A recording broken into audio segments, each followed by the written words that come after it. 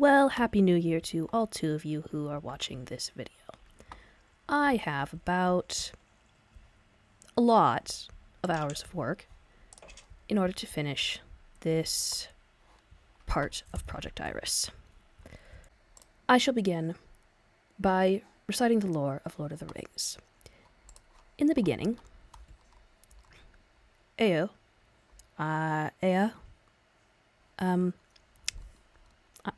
I can't pronounce names that I've only read. The name meaning the one who is alone. Well, he was alone, except for the eternal flame. And from the eternal flame, he created the Vanar. I also can't pronounce that name, so I might be getting it wrong.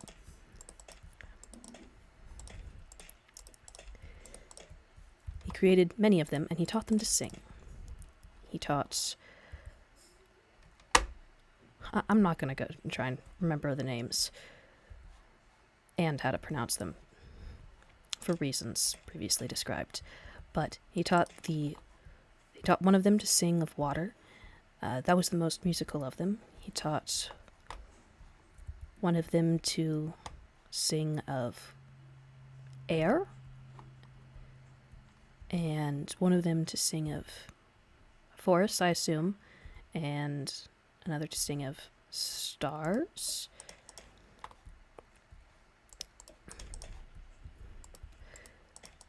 Well, he taught them all to sing. But one of them, Melkor, the one name I can remember, and it's the bad guy, didn't like the songs. He wanted to sing his own songs. He thought the one who is alone, not the one who remains, that's someone totally different, was keeping things. He ventured out into the void, and he saw that it was empty. And he thought that the one who is alone was... He thought he could have done better to fill the things. He thought it was a shame that it was empty. He didn't trust God to fill it. And so he sought the eternal flame to bring forth his own creations. And, well, he couldn't find it because it was always with God. Because the Holy Spirit is God. They're one. And, I don't know exactly where Jesus comes into the equation if... in Tolkien's mythology, because if there's Iluvatar, as later called, I remember that name better, and it is God, and the eternal flame is the Holy Spirit. Where's Jesus? Oh well. Well, while Melkor was doing this, exploration things, Iluvatar brought all the Vanar together and wanted them to sing as one.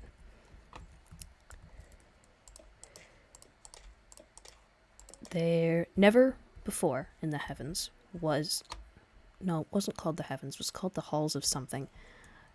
Was there such a music, and there never will be again until they all return and sing together in the end.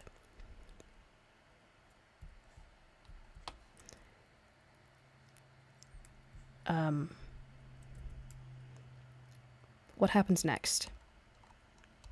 Oh yes, they were trying to sing, and Melkor, he didn't like the songs that were being sung. And so he started singing his own harmonies, and it brought forth a disharmony in the symphony. Yeah, that's a word for a lot of musical stuff. Polished basalts. Does that work?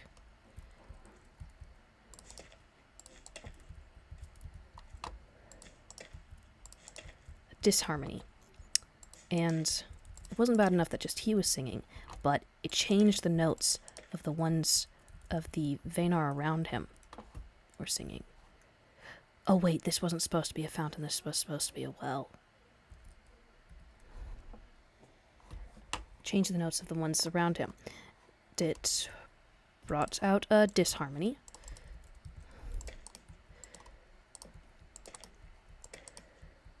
And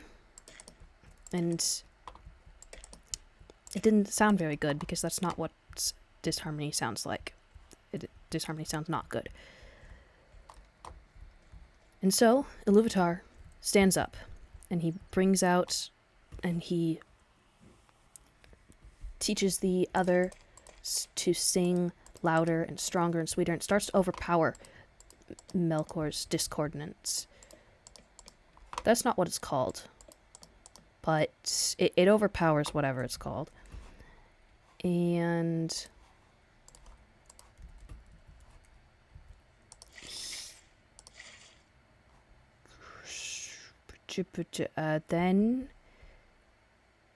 then he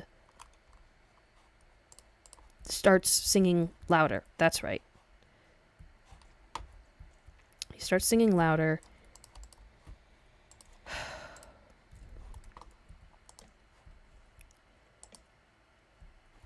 Yes. And the discordant grows again. And then Iluvatar stands up again and brings forth and teaches them to sing. Hang on. And they sing yet louder. And then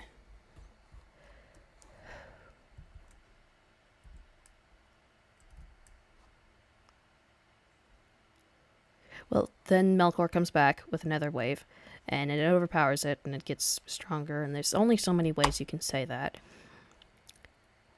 But the third time Iluvatar stands up, he doesn't gesture for them to sing louder and stronger and sweeter. The third harmony of Iluvatar was a soft and subtle tone, and it creeped into the discordant noise and threw it off until it wasn't. I forget what Melkor did after that, but Iluvatar then wants to show all the Vaynar what they sung into being. They looked out into the void and they saw a planet.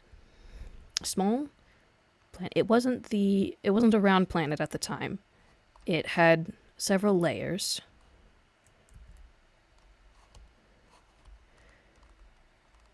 Sometimes it was referred to as a ship, but I don't think that was actually really the case. Well, obviously the planet was Middle-earth. Okay, well, Middle-earth was one of the continents. It was, no, wait. Alright, it was another name for Middle-earth. I can't remember all the names. I don't think... Remembering all the names is a Herculean feat in and of itself. So, they look, and they see a planet spinning in the darkness. And they see it grow and strengthen, and they see light and darkness. And they see creatures of great beauty and goodness, and creatures of the opposite. And they fall in love with it. And then Iluvatar tells them, go. This is what I want you to do. I want you to go on that planet and take care of it and shepherd it. And so they do. But when they get there, they find it's empty. None of what they just saw was there. Because what they just saw was what will come to pass, not as it is right now. And so, they begin constructing it. First, First, the planet is in darkness, so it has to be lit up. So, they...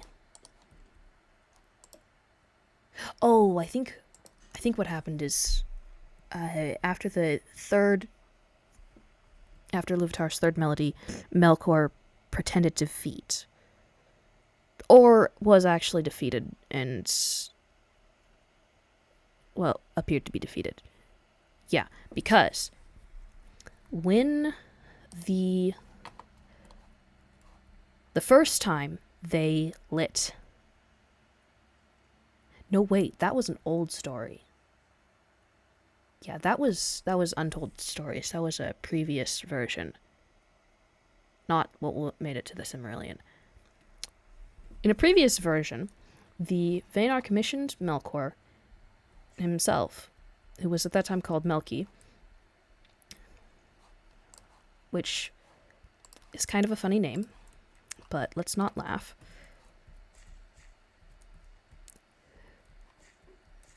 To make 2 towers in the north and the south of Arda, for which they gathered the light that was on the planet. Okay, it wasn't perfectly dark, but they gathered the light from the heavens, which at that time moved like water, rising and falling in pools, falling in pools of water and rising again to the heavens and then raining down. So they gathered the light. And then where is the natural path that would arise from this?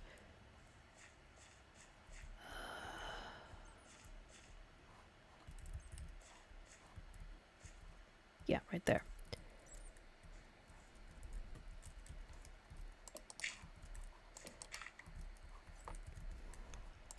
The light. They commissioned Melkor, at that time called Melki, to create 2 towers upon which to place the light. Well, he made them out of ice, as strong and as hard as steel. But when they gathered the light and hurled it down, that was the descriptor used. It was kind of violent. I don't think it was actually kind of a violent descriptor, but I don't think it was actually that violent.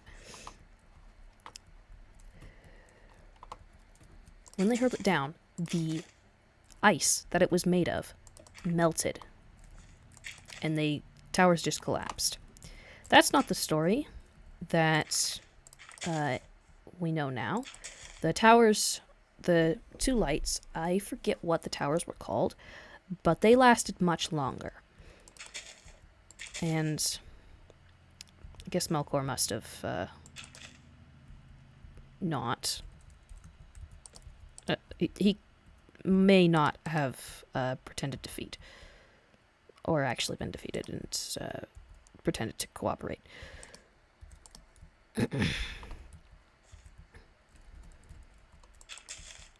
It's just not necessarily true.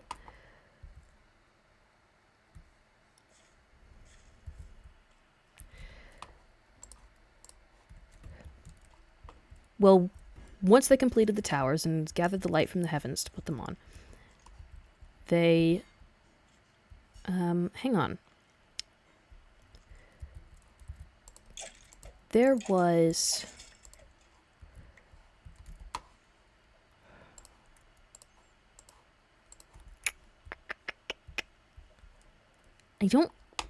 There weren't any creatures that appeared yet. I think unless... either there were creatures or there weren't. This isn't a lot of information because obviously it has to be one of the 2. And, well, anyways, the 2 towers stood for a little while, with the Vanar trying to work out how things were going to go, kind of learning, and then Melkor wages war on them. I think he sets up a stronghold in the north, in the Iron Mountains. I want to say that was Angband, because Mordor doesn't come until much later. And The stronghold, definitely. The stronghold happened.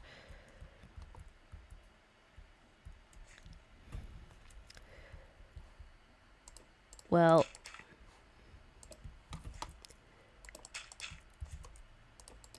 he doesn't like the towers. He wants covered in darkness, and that cover order in darkness, and I forget why that is. I don't know, jealousy of the eternal flame, maybe? He can't have it, so he doesn't want anyone else to have it, or any sort of light, ever again. Honestly, that makes sense to me.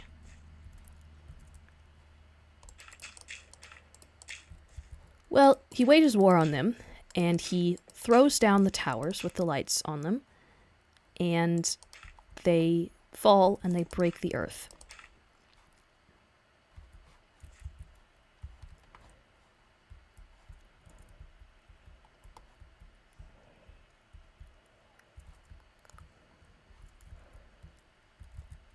Straight up break the earth beneath it. And I assume there's a war, or they...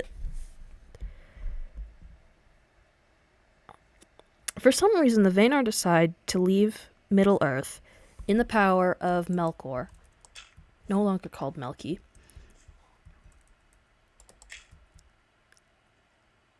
and go to the other continent,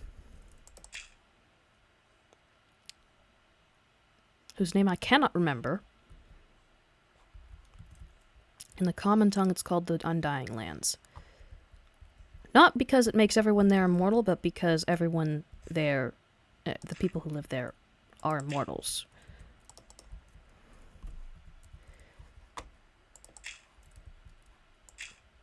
Anyways. I didn't want that there. So they go, and Melkor takes advantage of their absence to just cover everything in darkness. Dark, dark, dark. Nothing lives, grows, except for mushrooms and stuff like that. And it's cold, and there's no trees, and all of that. Meanwhile, in the Undying Lands, the Lady of the Forests sings a song. And she sings into existence 2 trees. One which was silver, and one which is gold. And their lights waxed and waned in opposition to each other, like the sun and the moon as we know it, except that's not actually that the trees are like the sun and the moon, because the sun and the moon don't exist yet. The sun and the moon that later come are instead like the trees. But we'll get to that part. The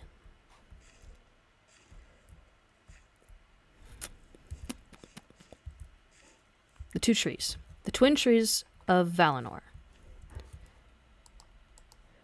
You may have heard stories of that.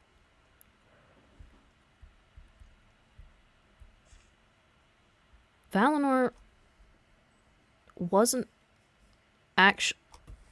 Hang on. I'm not sure if Valinor was actually the name of the whole continent or just like the main city. And I might actually be getting wrong about the name Valinor. I read the Silmarillion once. My memory is pretty good, but it's the Silmarillion.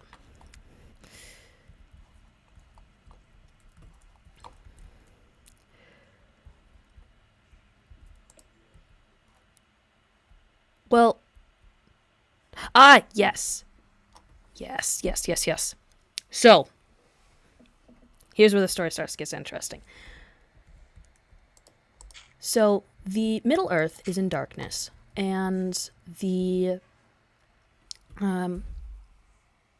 Vanar on the other continent, possibly called Valinor,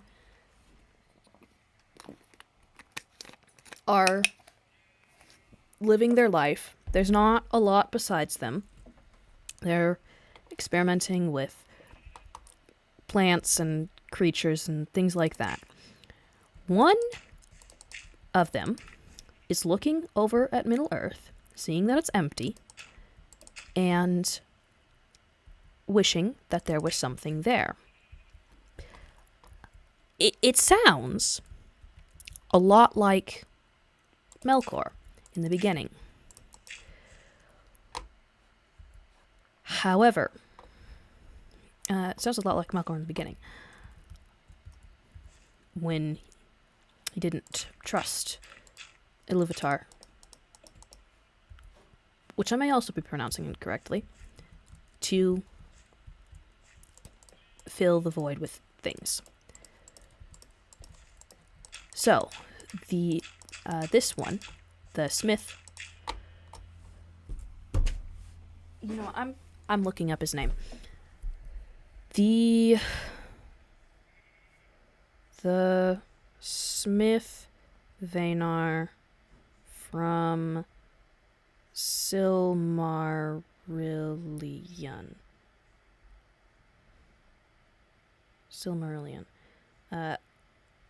Aule? Something like that. Aule and Yavanna must be the Lady of the Trees. Okay. Yeah. Aule. So, he looks at Middle-earth, and he thinks there could be people there. He sees that it's dark, and so they would need to live underground. They would need to be sturdy to stand against the strength of stand against Melkor. They would need to be able to handle the cold and the heat, and so he makes dwarves. Iluvatar sees this because he's God and knows everything, and he comes and he asks what Aule was doing. And the smith freaks out because he started making things that didn't seem like they were part of the plan. And he regrets, and with tears in his eyes, he says, "If it's not with your will, I will destroy my creations." So he raises his hammer, tears in his eyes, and the dwarves that he's created cower in terror. Because... No. Okay. Iluvatar tells him that he saw there was no malice in his actions. He just didn't understand. And so, he will allow his creations to exist. He tells him that if they...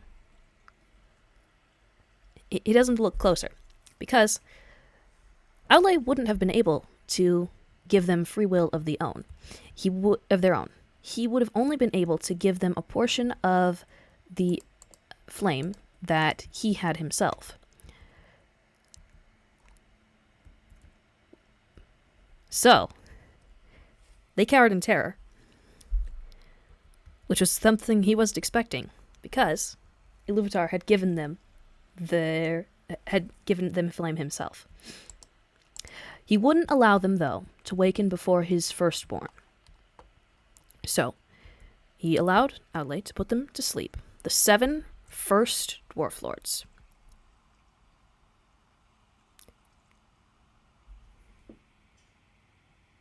Oh, and their 7 wives. I don't remember all their names. The ones that you remember the most are the Longbeards, from which come the line of Thorin, Oakenshield, and Dane? Dane the 7th? Yeah, Dane. I think it was Dane. Yeah.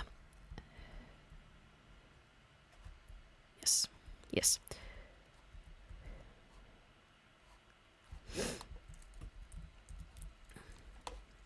There's a couple others.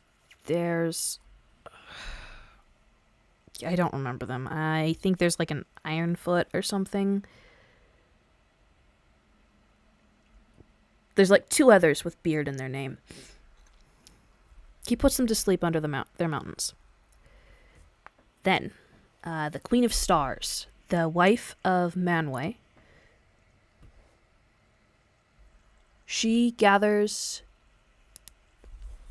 the trees of Valinor. They dew drips from their leaves. They, in the form of light. It's not just dew, it's straight up light. It falls and it's collected in bins, and it's glorious. The Queen of Stars gathers in her hands some of the light from the second tree, the one that glows silver. She carries up to the heavens and brightens the stars that had faded ever since they gathered the light for the towers.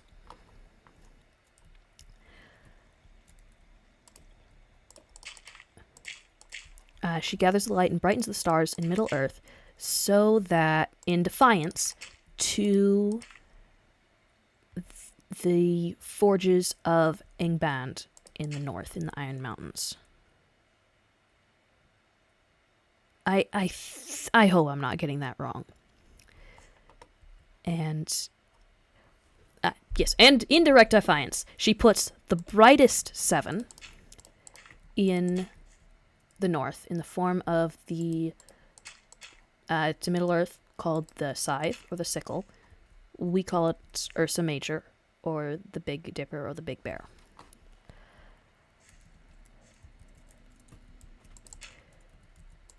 There is another story that those 7 stars aren't actually made by the Queen of Stars, but were actually 7 pieces of silver from the forges of Aule. And they're the brightest because the Queen of Stars, which I want to call her Givana, but obviously if she's the Queen of Trees, that's not right. Queen of Stars, Silmarillion? Varda, there we go. There we go. Yes. And Varda wants to, trying to compete with the beauty of the 7 stars from Aule, that came from Aule's Forge, and couldn't quite manage it. It doesn't quite make, that version doesn't make as much sense to me, because the light of the trees of Valinor is supposed to be the most beautiful light of them all, so I don't really understand why 7 pieces of steel, glowing hot steel, but still steel, could outshine it.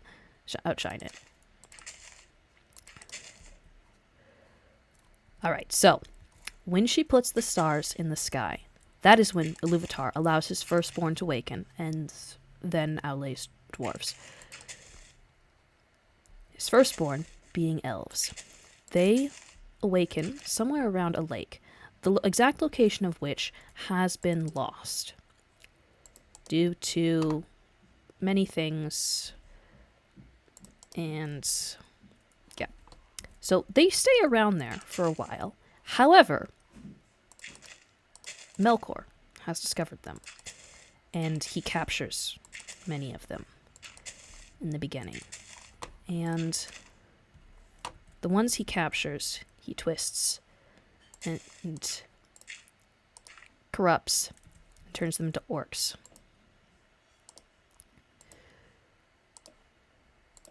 And it was a terrible tragedy. There was no sun or moon yet, still.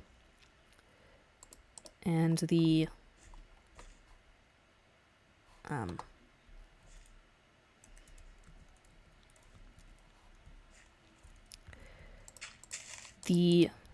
elves who were there, when one of their number disappears, even if they got lost,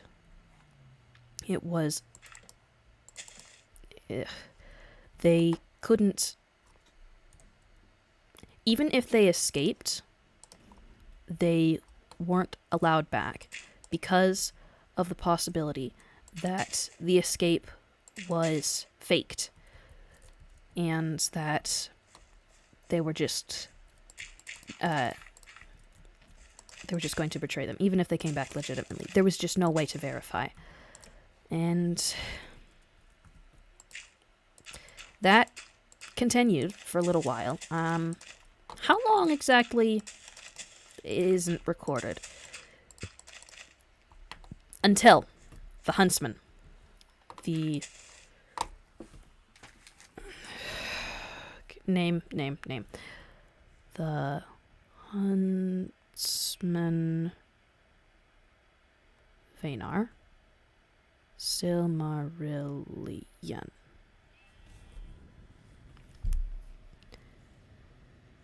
Orme. There we go. Orme. Who, being a huntsman, he would go to Middle Earth, or Arda, and attack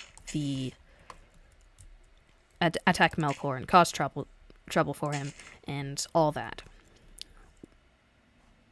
Well, it was on one of these expeditions. This sheep doesn't care.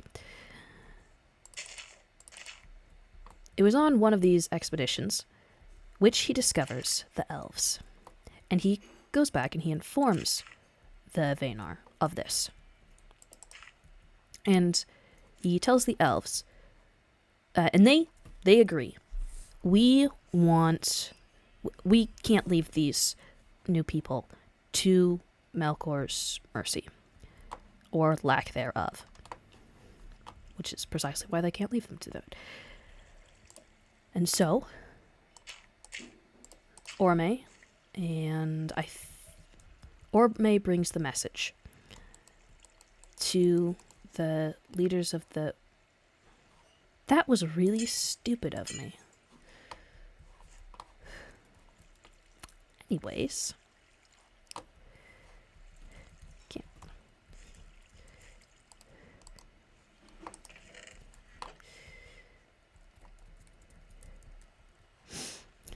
I can't collect anything in those hoppers if there's glass on top of them. It was light gray though, so I couldn't see it. That was a joke. Where were we? Orme informs the leaders of the elves, of the various tribes, that... Okay, actually there weren't any tribes yet. He informs them, and three elves agree to come back first. They agree to go ahead and check it out and see that it's working. And if they don't come back, we can't trust these people. I forget their names, but that later they became the three races of the Calaquendi. They became the progenitors, the patriarchs, which is of course a negative term these days, which is unfortunate because I don't know any better term. They literally fathered the three races of Calaquendi. The Noldor, the Teleri, and one that starts with a V. Yeah. The Noldor is the name to remember because they get into so much trouble later.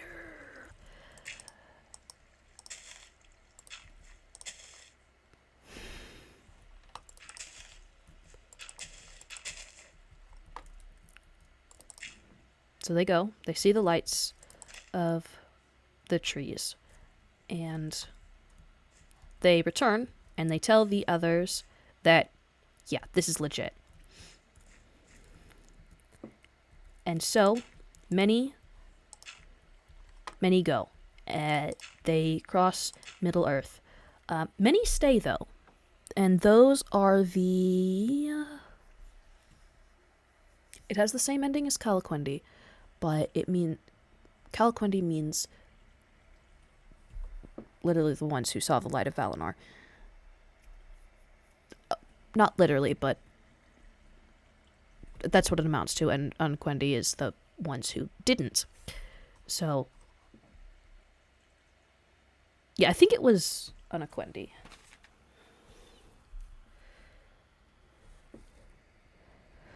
Other... not Calaquendi elves. Not Calaquendi elves. Yeah.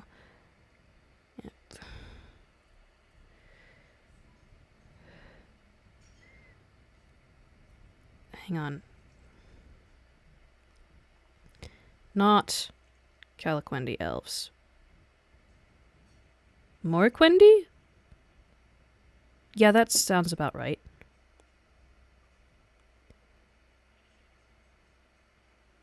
Or Umanyar? Yep, Morquendi sounds right. I don't know why I thought... I was mixing the two, Morquendi and Umanyar. Well, anyways, that wasn't as important of a name because we're not talking about them right now. Or a lot. They don't do a lot for the history books. They kind of just stop. They kind of just didn't want to come, and they... Yeah. Yeah.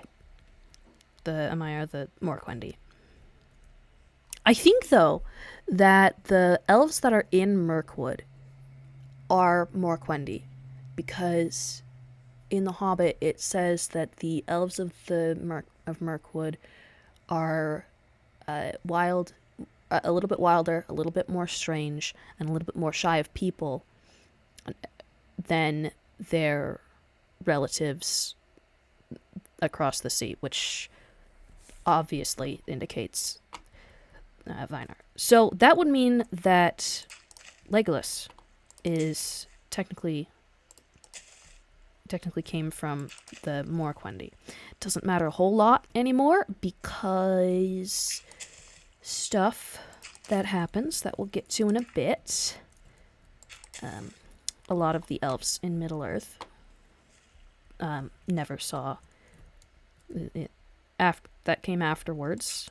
Never saw the light themselves. Just came from the ones who did. Where's the staircase going to need to go? Yeah.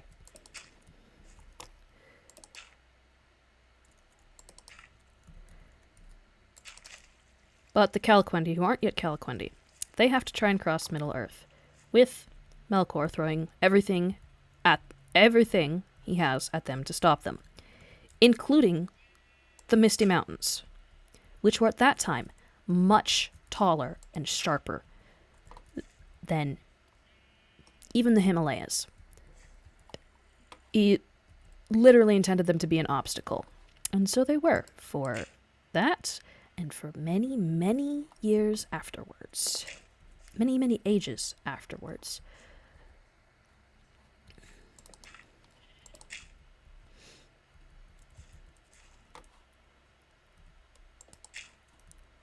There were many, many elves lost on the journey. Some of them just left. Some of them got stuck. Ah, yes. And then there was one other thing. One of the... Let's see, how do I remember this?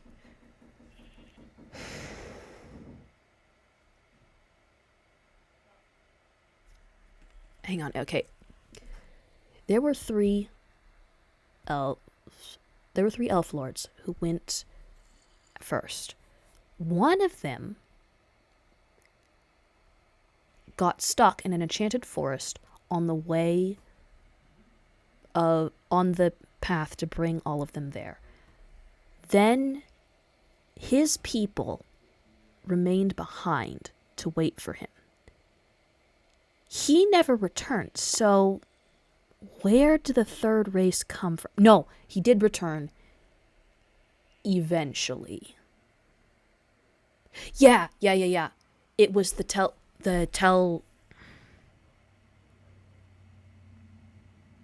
ones on the ocean who had boats. Yeah. No, that can't be right.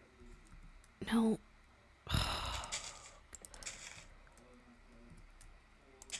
There was...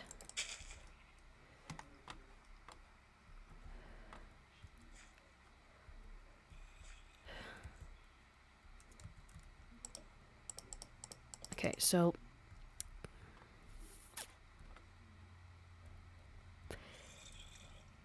there was some section of his people who remained behind, and they were technically Morquendi. However, they were never counted as such because the leader was the one who had seen the light. Which sounds really weird when you say it like that. I've seen the light, but has seen the 2 trees of Valinor.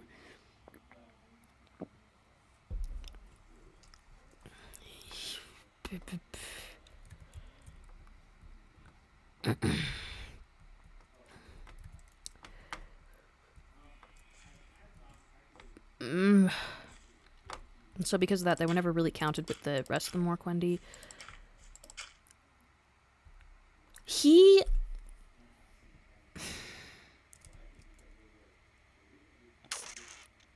I think I have this really strange feeling that he married Amaya, a lesser god, not one of the Vanar.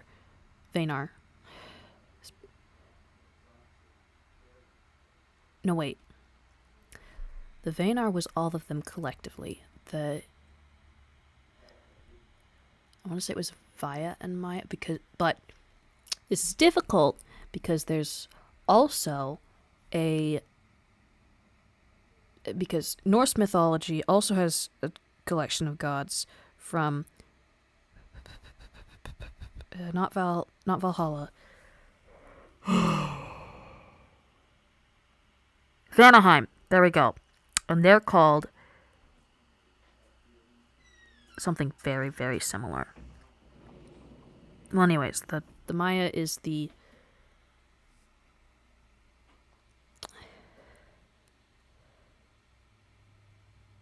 I think it's Valar and Maya. No, it's something.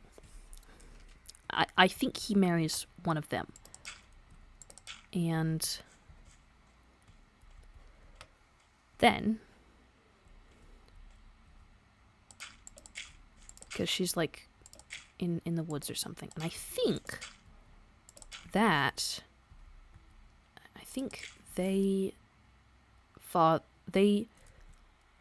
their child is either the mother or the father.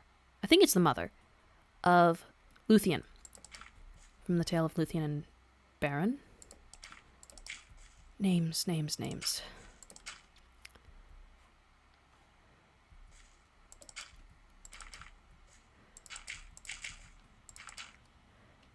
Yeah. Why is it so dark over here? So anyways, he gets lost and his kinsman decides to wait behind. And then they eventually find him. It takes a long time. And he comes back with a wife, the one he marries, and he's like, I kind of don't want to go back because I've seen it and it's great, but it's not as beautiful because my wife won't be there because she doesn't want to go back, which is kind of sweet. And so they stay. They all stay. And hug. But somehow, eventually, a portion of them do go. I'm not sure if he tells them to go. I'm not sure if half of them go. But somehow or another, they... Okay.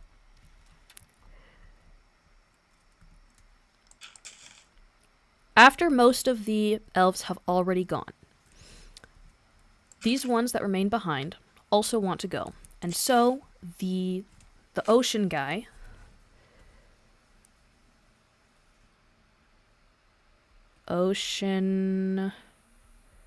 Vanar Silmarillion was... No. Why are you not helping me? Okay. Ocean. Let's just say God. Ocean, God. Ulmo.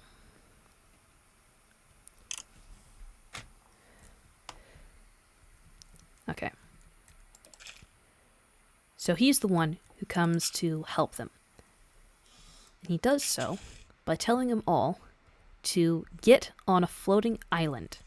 And he and his creatures of the sea, they push it all the way across the ocean. However, it doesn't actually go quite so smoothly as that. Because Melkor, sends all his creatures, like crabs and such. Crabs being one of Melkor's creatures sounds weird, but I'm pretty sure it was. And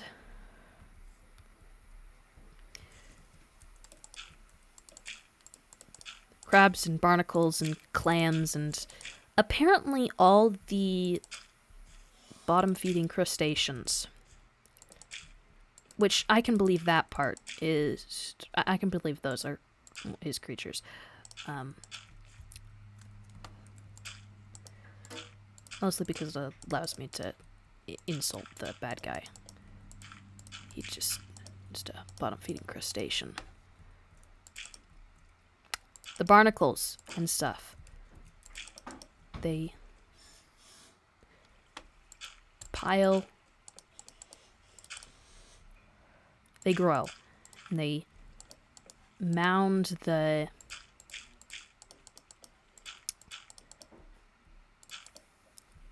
Hang on. Ugh. Because Melkor may also... On the other hand, I might be remembering this wrong, because it might have been that Melkor was fighting to pull the island back the other way, or straight up sink it, and so Ulmo decided to call the barnacles and the crabs and whatnot to anchor the island to the floor so it couldn't be moved. Well, that's how you have the Teleri. I can't... I'm gonna be honest, I can't pronounce Elvish. 3 races of Calaquendi.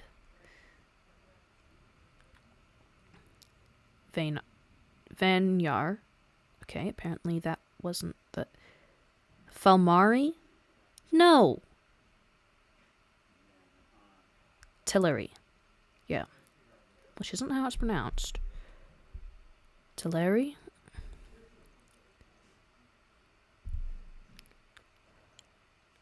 My mouth is trying to pronounce it like Greek, and that's not quite right. It might be close, but...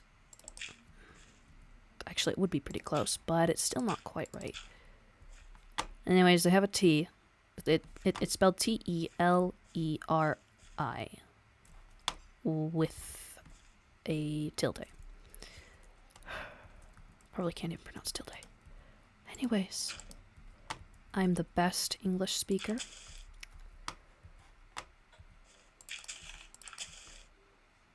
But that sentence is useless because I'm not trying to speak English. So maybe I'm the best English speaker.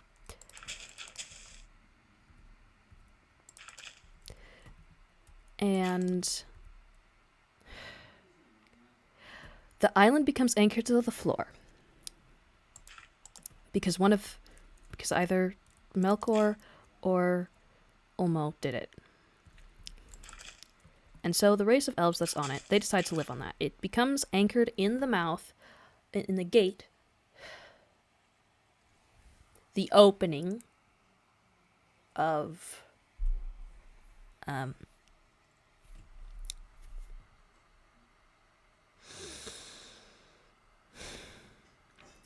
the other continent.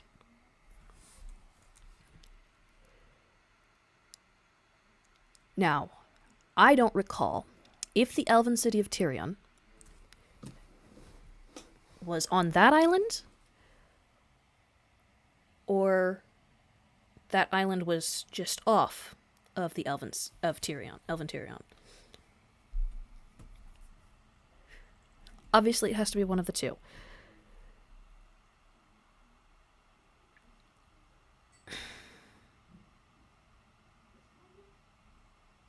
Because the elves love the stars. Oh, yes, that's right. Elven Tyrion was built on a mountain that was set up just off of the trees of Valinor.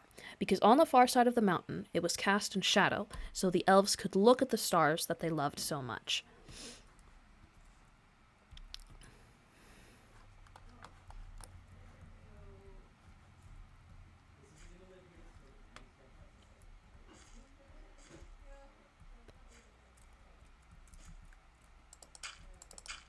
And yeah, that was Elven Tyrion.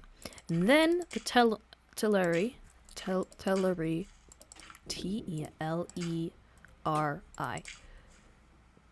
they had their own city on their island.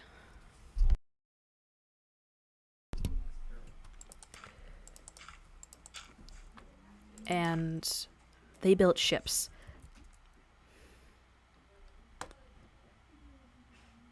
Where do the swans come in?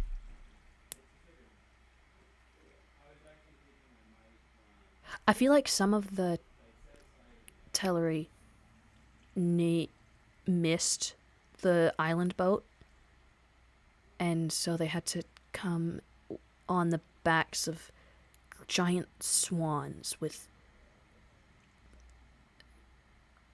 that, or the island was pulled by giant swans.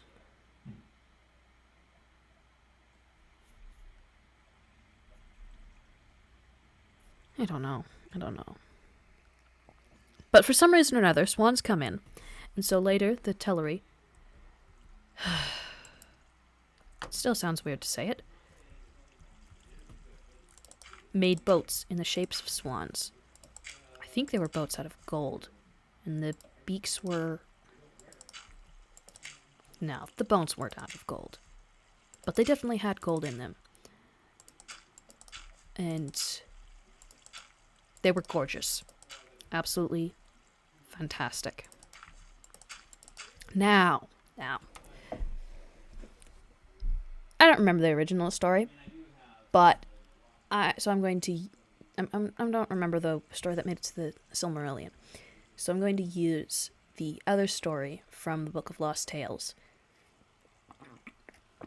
which is on the island where the Teleri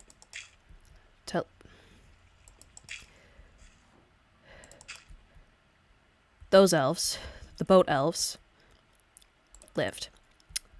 There were pearls. And that was like the only place in the Undying Lands you could get pearls. They were beautiful. And they shared them. They were generous. But they always said they were the most beautiful. Now the other elves, the Noldor and the Vanyar, said, there could be other stuff like that. What if? Just what if? And so they began experimenting with glass and gems. And so in this story, the first elven smiths are the ones who make all the precious stones. They the way it works is they make them out of the types of ingredients that are like that barely exist. They give them hearts of fire, so they sparkle. They use light itself, and they capture it in jars, and they tint it. I forget what the types of things that rubies and emeralds and sapphires are made of.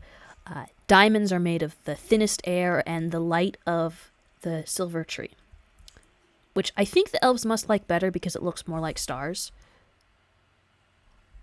Stars are made from the light of that tree, so stars look like that. Well, anyways. And when diamonds are made, the Silmarillion are like, okay, that's pretty good. Our pearls are still better. And so then someone starts to take the reflections of all the other gems and oh yes, because what they like most about the pearls is how they shine. So they take the reflections of all the other gems and the pearls and some other stuff. Probably some more light of the silver tree. And they make opals. And then the Silmarillion are starting to be, okay, now you're starting to impress me. The pearls are still better. And so, this one guy, who, if you are familiar with the Silmarillion at all, know who I'm talking about. Can't remember his name, but he was, okay, never mind, it was Fëanor. I'm pretty sure. Yeah. Fëanor. Yep.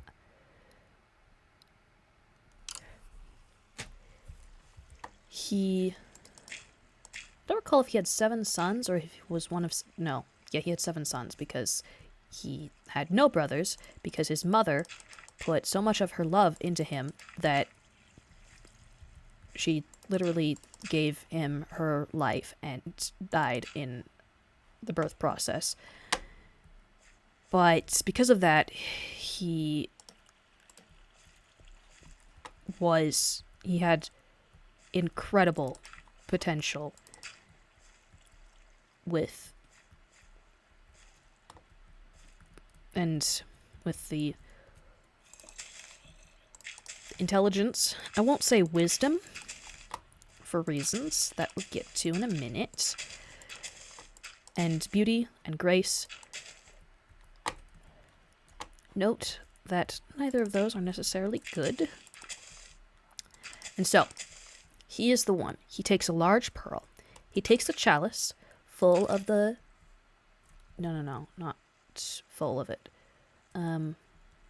Takes a large pearl. He takes a chalice. He gathers all the gems, and he uses their lights. And he gathers everything and a drop of the light of the silver tree, but he may have also used the light of the gold tree. I would believe it. And he makes 3 gems, the Silmarils. And that is what has the boat elves going. Alright, you win. You've made something more beautiful than our stuff.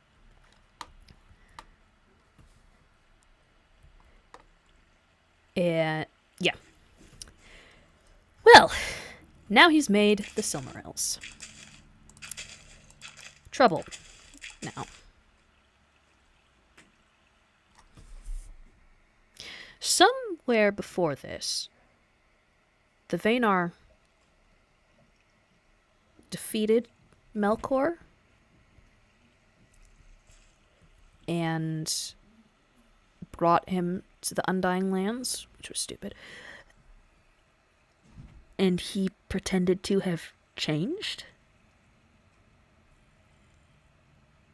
He didn't like the elves. And he got jealous. And yeah. This is important because now we know that he is there with them instead of in Middle-earth. Which, like, what was happening at Middle-earth at the time? Gosh. I guess we'll never know.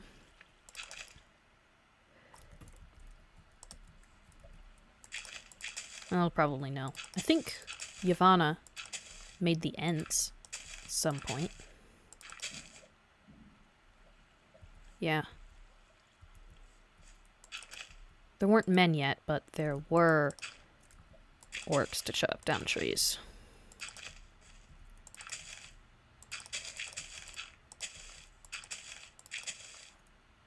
Yeah, I think the main peoples on Middle-earth at that time were Ents and dwarves.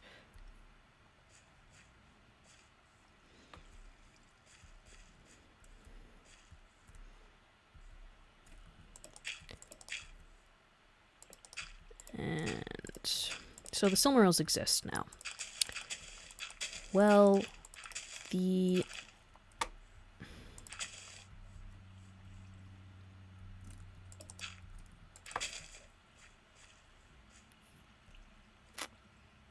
everyone wants them. And Feanor is not wise. He is a greedy person and wants to keep them for himself. So he just doesn't share. And he keeps them to himself. And I don't know, they must have been his sons. He and his sons swear to protect the Silmarils. Which is unfortunate, because right about this time, Melkor decides that he's done pretending to have changed, and decides at that time, decides it's time to team up with Ungoliant. Yeah. The spider. The spider who is ceaselessly hungry for light, specifically. She weaves her dark webs on the outside of the mountains which border Valinor.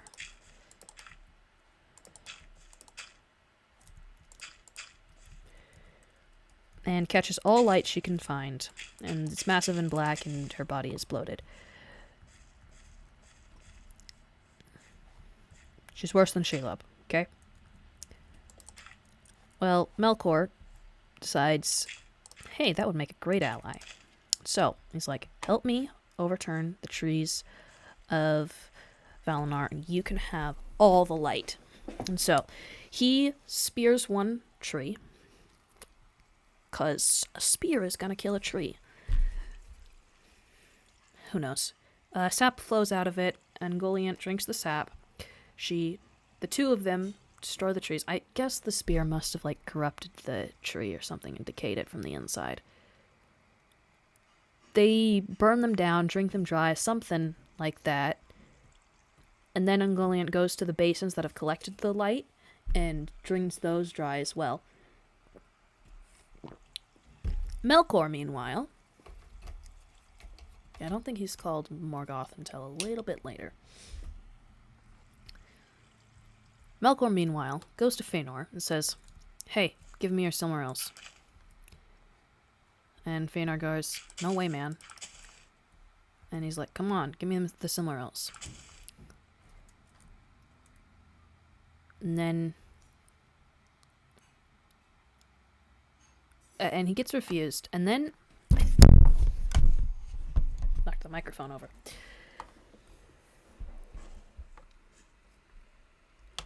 I think that was backed up a little. That was a back in time a little bit. Because I think that's before he actually attacks the trees. Because I think when the trees are attacked, the elves send a message to Feanor saying, hey, the trees are being attacked.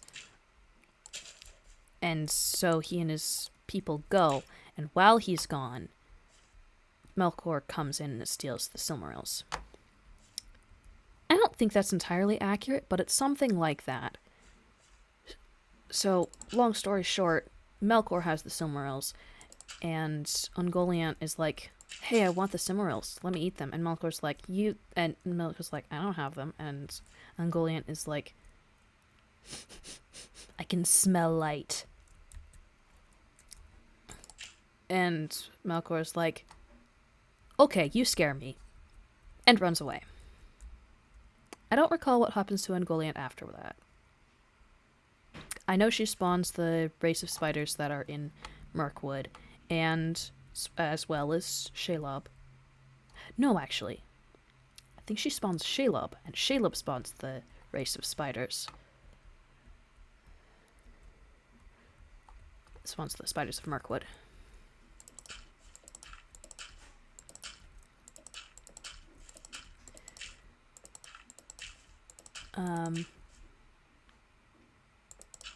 Yeah, I think that's the end of end of Ngoliant's involvement in the story.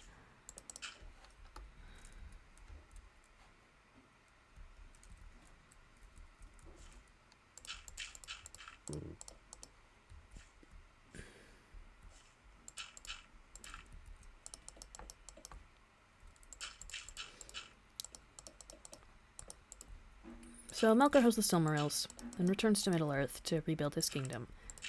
And... yes. Fëanor and his sons did not like that the Silmarils were gone. And so, they have to cross the ocean. And this is by far the most tragic part of the story. Because the only ones who have boats are the Teleri.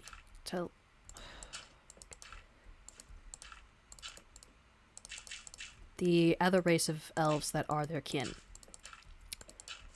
And so he tells them, the Silmarils are gone. And I can't make more, because the entire light of the trees is gone. Oh. Okay. So, they didn't go to help with the trees. They stayed behind. The trees were struck down. Yavanna asks him if she can have the Silmarils, because if she just had that small bit of light that was left in them, light of the trees, she could regrow them. But he's jealous and wants them, and wants to keep them to himself. And so, in keeping them to himself,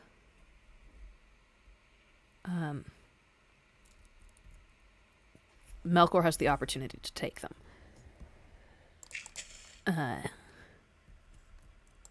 Yeah. So, because the Silmarils can't be remade because there's no more light of the trees, he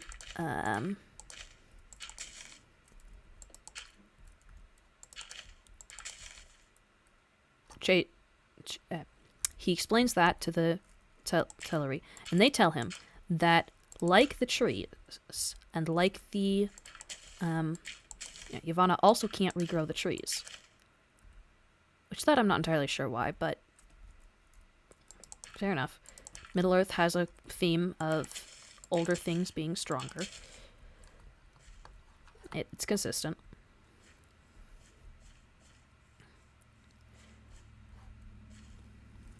And yeah, their boats can't be remade. They're swan boats. And so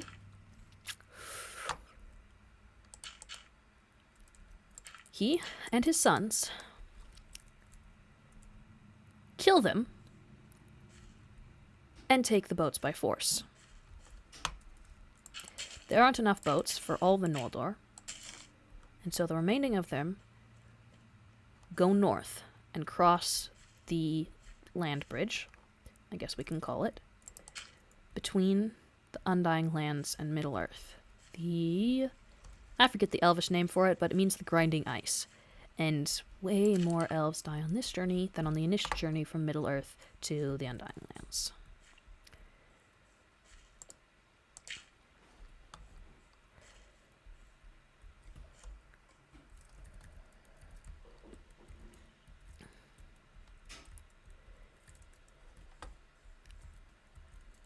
And so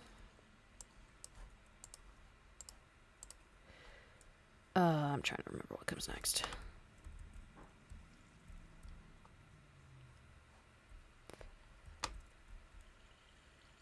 Oh, so while the elves are crossing, while all of the kinslaying is happening, while all that tragedy,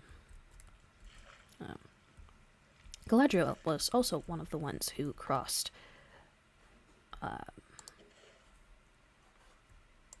the grinding ice, actually.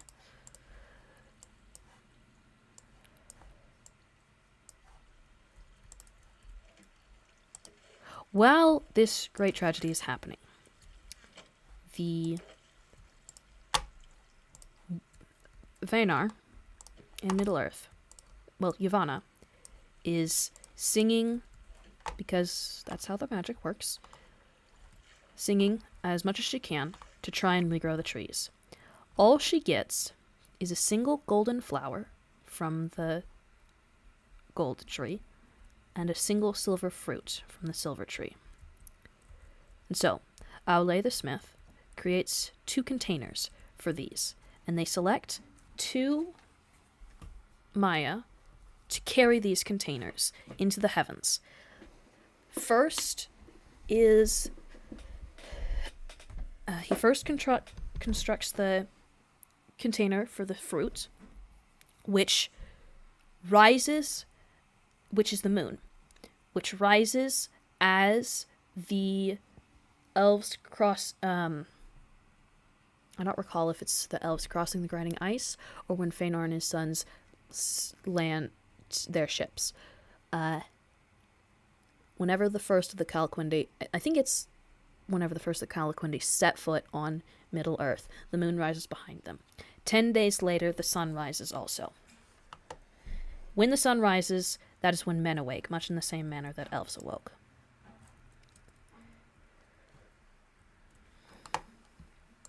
I have to pause for a minute to think about what color palette I'm going to use here. I want sandstone, maybe? I know I want a sandstone granite thing, because I like those colors. It suits the theme going on here.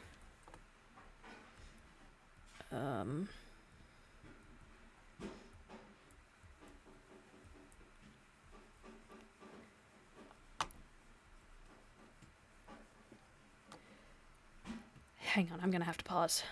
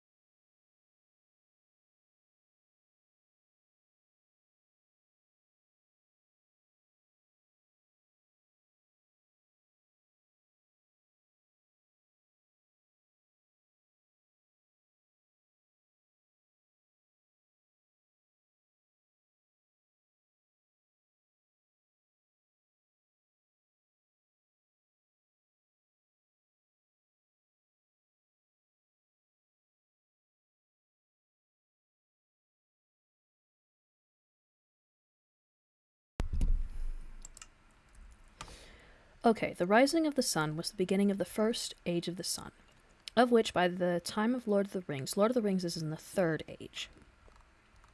So, in the first age of the sun, the first thing we have is the War of Jewels. There is so much that happens. And I'm trying to remember even the smallest portion of it. There's... My brain wants to jump right to the fall of Gondolin, which, like, skipping past the creation of Gondolin, which doesn't really work. I'm gonna make all these sandstone and then texture them. Well, maybe I'll make half of them sandstone and half of them granite.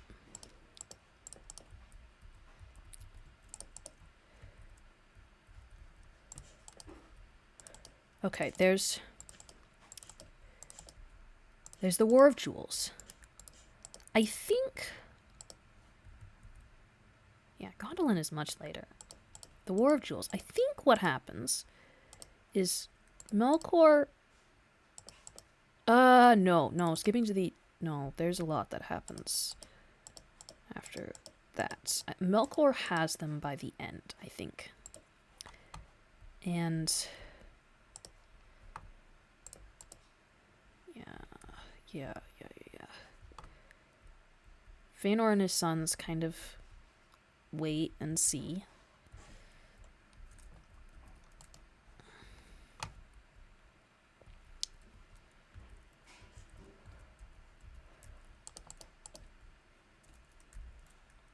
And...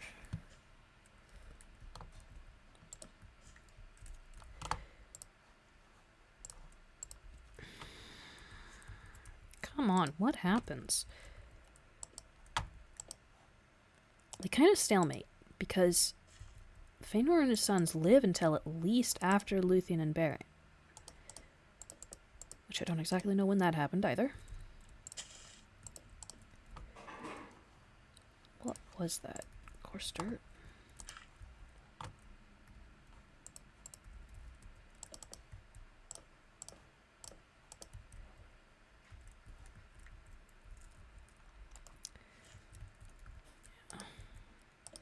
I don't really know exactly what happened. That? Oh, okay, then. I don't exactly know what happens, so I'm gonna skip to Luthien and Beren. Oh, I know what I'm gonna do. Right here. That. And cactus. That. And then, actually, if I put glass there, it's probably still gonna break. Anyways, I'm still gonna put glass there. What color? Probably just gonna go with light gray for the moment. There we go. Oh, that's also going to break.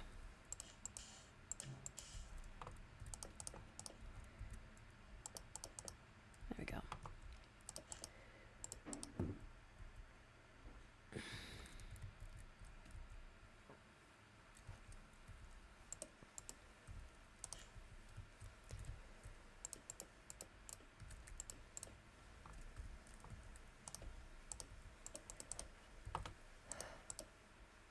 Luthien and Beren.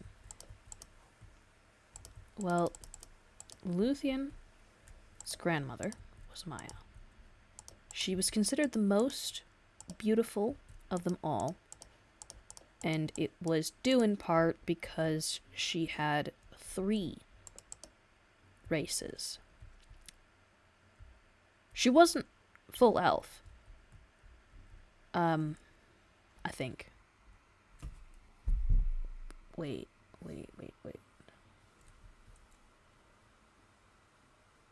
Was it her daughter?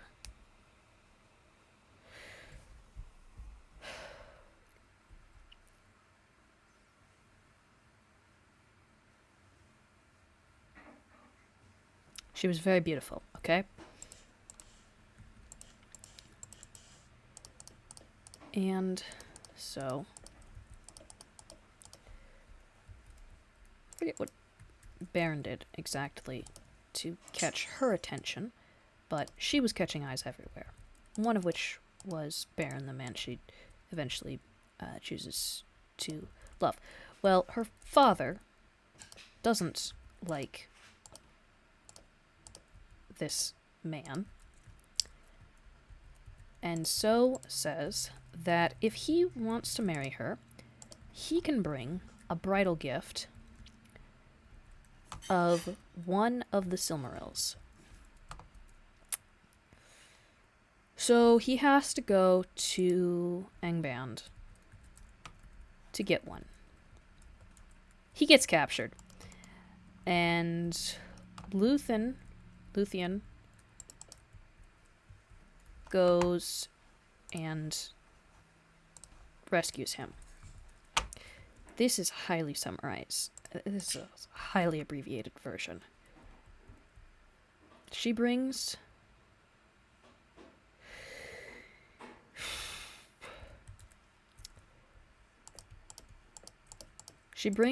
her dog.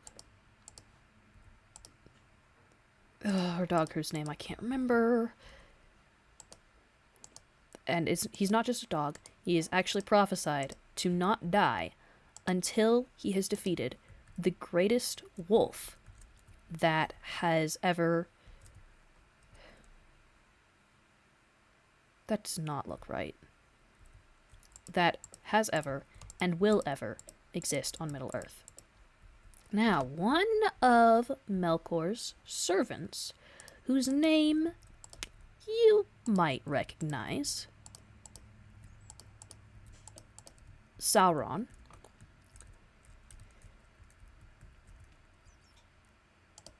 decides that his wolf will be this greatest wolf.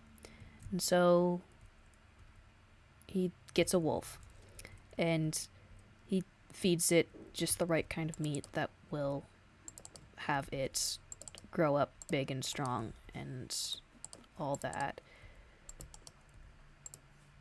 Well, we'll get to that in a minute.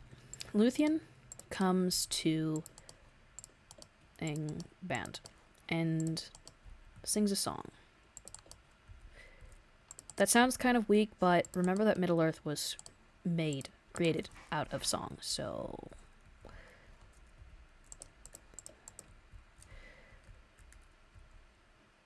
yeah.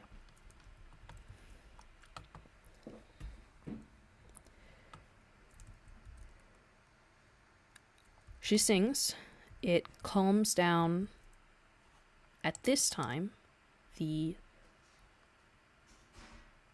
I think the wolf is currently guarding the fortress. Calms him down, and then she gains access, and then she sings to Melkor, and he falls asleep.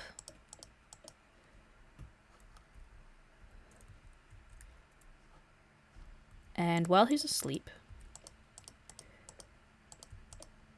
Baron cuts off the Silmarils that he has set into his iron crown.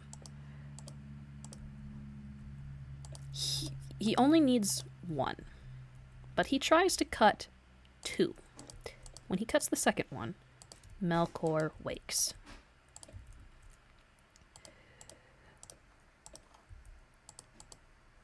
Ooh, who is not at this time called Melkor. Sometime during the War of Jewels, he was renamed Morgoth. I forget who did so, but somebody renamed him to Morgoth.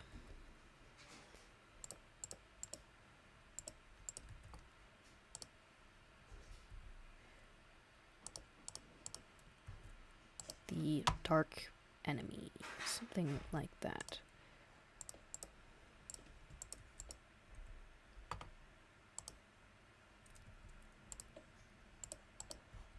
That's not gonna work. I can't put these there.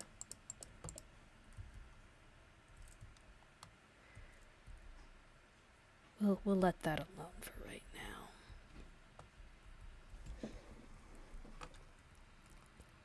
So, Morgoth's crown, not Melkor's. Which, honestly, that sounds a little bit more villainous than Melkor. And definitely more so than Melki.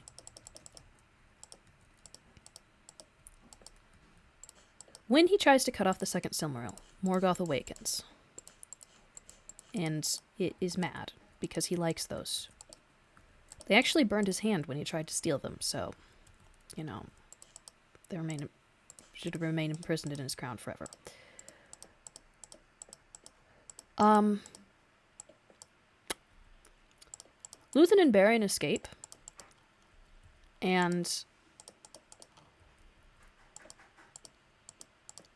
before they can get away with the Silmaril, the wolf, who was definitely guarding the gates, he wakes up again, and he bites off Beren's hand that is containing the Silmaril. The Silmarils burn all evil creatures, so it burned Morgoth, and then it burns the stomach of the wolf, and they have to chase it down. They don't actually chase it down. Lúthien's dog does. And he fights the wolf, and I won't say he defeats him easily, but he wins. And then the dog dies. And I've said nothing about this dog besides that he was the greatest dog of all time. And that's probably enough to make some people sad. All 2 of you who will see this.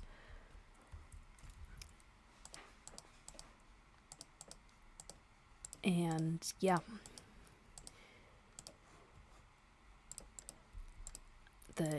But the dog wins, and the wolf is dead, and Beren cuts the Silmaril out of its stomach and brings it back as a bridal present for Lúthien's father.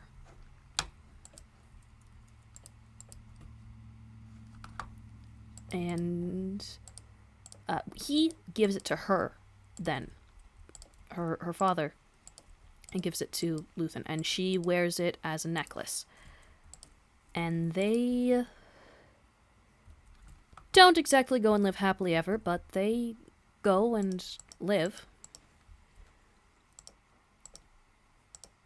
And they have a son, I think. Yeah, they have a son. Because Arendelle, who becomes Arendelle the Mariner. So, because there were 3 unions of marriage between elves and men. One was Lúthien and Beren. One was Arendelle and his wife. Arendelle was considered man.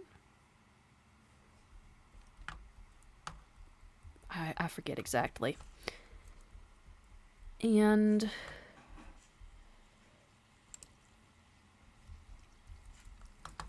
I'm going to make this one granite. And the third was Arwen and Aragorn.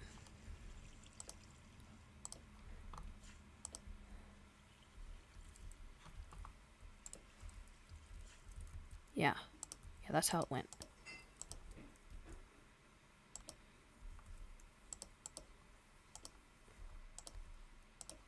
I'm not sure exactly how to cover this. Yeah. So I'm not entirely I forget what happens to Lúthien and Beren after they marry and all that. I do know that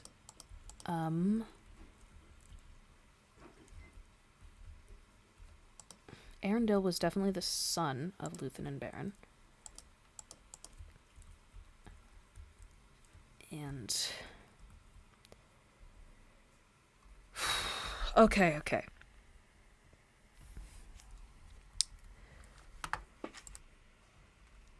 Something.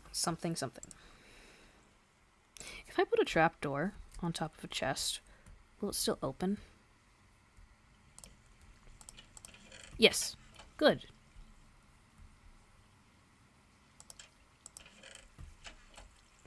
I accidentally made that chest a trap chest, so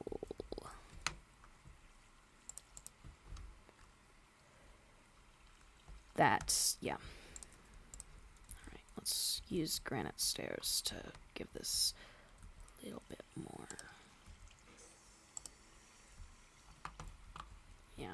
don't feel so open anymore.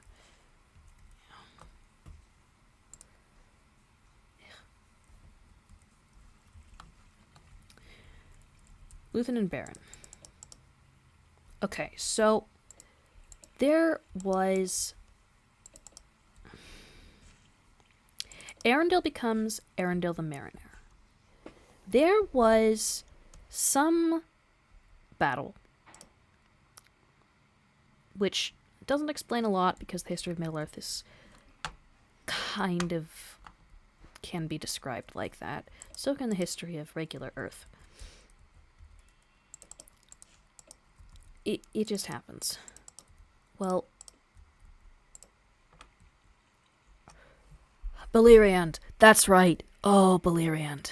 So, the Noldor that came across established many elven kingdoms across the north of the continent. Not a whole lot towards the south. Partly, I think, because Angband and they wanted to be there to directly fight the guy they were fighting. But that's where they all were. So the war was in Beleriand.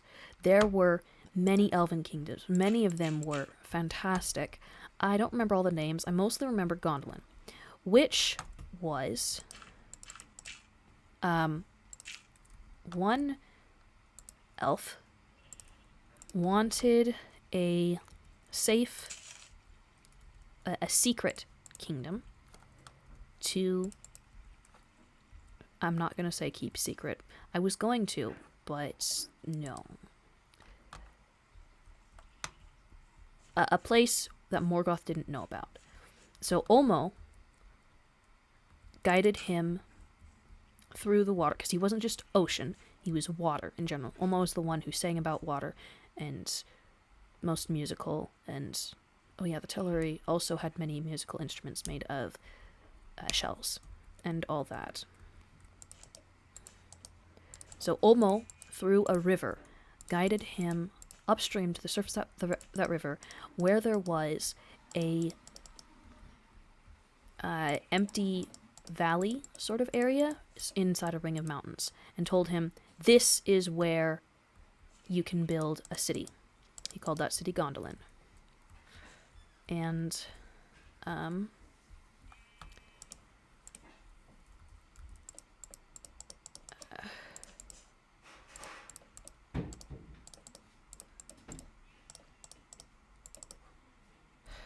Gondolin. There was some other stories about Gondolin. Maybe I'll come back to that. It mostly... yeah. Some other stories about Gondolin. Like,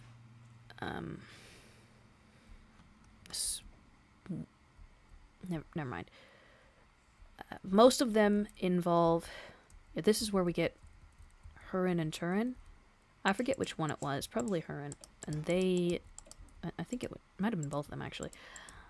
They make it to Gondolin, and the elf who founded the city had a rule that nobody leaves until Gondolin opens its gates to join the war. And... because the best protection is secrecy. Can't watch out for Gondolin if you don't know it exists.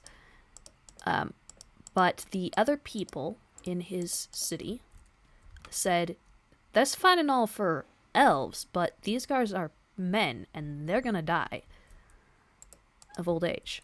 And so he lets them out. Well, Hurin gets captured by Morgoth, and he does not spill the location of Gondolin.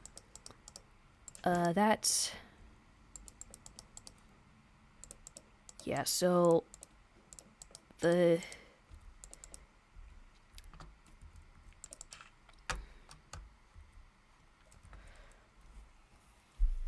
So, Gondolin opens its gates, eventually. I forget why exactly. And Morgoth learns of it and wants to make it fall, but he can't find the entrance. Until, not from capturing Hurin, but when Hurin finally escapes, he stands on a mountain and he looks towards the direction of Gondolin. And Morgoth's followers happen to see him. And so Morgoth finds the entrance, and the father of dragons, not the greatest dragon yet, the one who wasn't actually winged. No, wait. Was he winged? The first dragon. Okay. First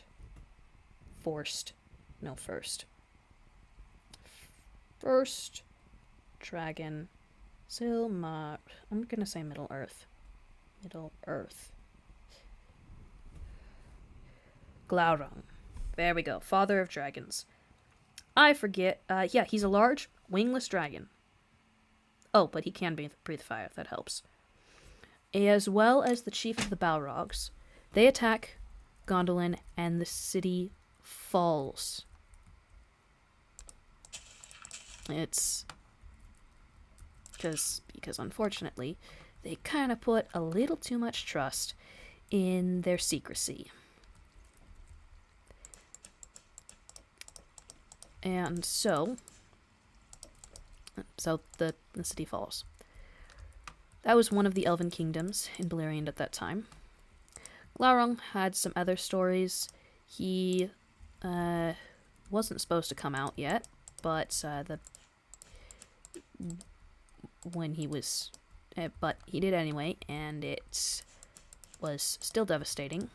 He injured himself, and then he stayed in hiding for another couple hundred years, because everything was measured in centuries in those days of Middle-earth.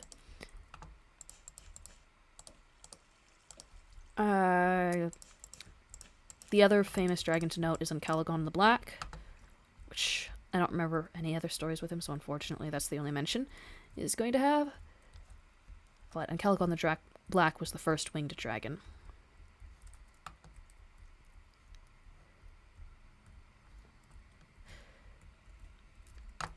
And, yeah.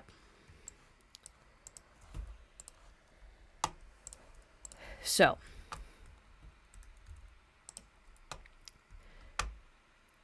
Gondolin has fallen.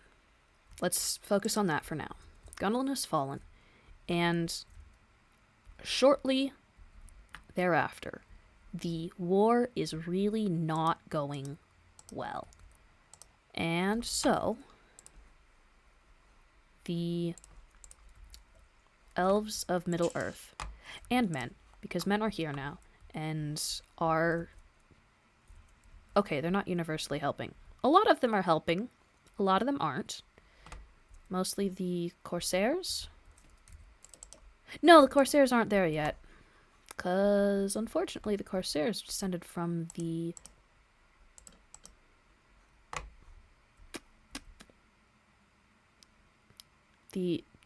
never mind.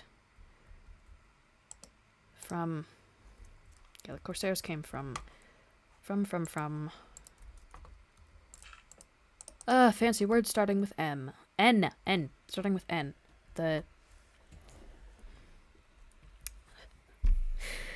Not the Noldor.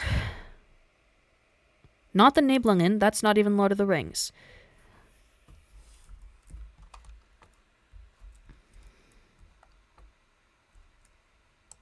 But the ones... Numenor! There we go! Corsairs came from the Numenorians, actually. Which is kind of unfortunate. So the Corsairs aren't there yet. But there are still men helping Morgoth as well. These houses are really blocky and horrible looking.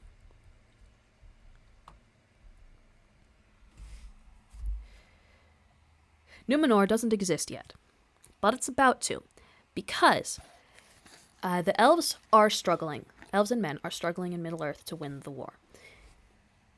And so they need someone to get a message across the sea to Valinor, that they need help. So they send Arundel. He gets in his boat, and he sails all the way across the sea. He sails to... Now, there is this chain of mountains and islands on the edge of Valinor, between... No, it's not Tolbrandir. Hang on. I think it's between Tolbrandir and what would become Numenor, if I'm remembering the name Tolbrandir correctly. Tolbrandir. Tolbrandir was the mountain, actually. No, okay, yeah. Okay, Tolbrandir is nowhere near Valinor. Tolbrandir is the mountain between the gates of, between the Seat of Hearing and the Seat of Seeing in on top of the Falls Rauros, which is east of the Misty Mountains. Well, anyways, the Elventirion and what would become Numenor. Closer to Valinor than Numenor, by a lot. These mountains were magically enchanted so that anyone going through them would lose their way. There was also a story that if you set foot on them, you would fall asleep. So, Arundel gets very, very lost. Until the love of his life, I forget her name, which is unfortunate because she was a very brave and noble woman. She takes the Silmaril from her mother-in-law, Luthien, and... Oh, okay, throwing oneself off a cliff doesn't seem very brave, but I think she trusted someone to catch her, and they turn her into a nightingale so that she can fly across the sea and bring the Silmaril to Arundel. He binds it to his brow and uses it as a guiding light to get to Valinor. He delivers the message. Aule the Smith, makes his boat into a flying boat. And then he leads Manwë's eagles, actually, across the sea to attack the dragons, which currently have air power, but not anymore because now Arundel and the eagles do. And they turn the battle. And then there's a huge climactic final battle, and unfortunately, Beleriand sinks. All of it. It breaks the land bridge between the Undying Lands and Middle-earth. Oh, okay. Well, not totally all of it, but, like, most of it. And then, yeah. For reparation, the Valinor... No, that's the land. The Valar... Vanar? Fancy words. Then they make Numenor.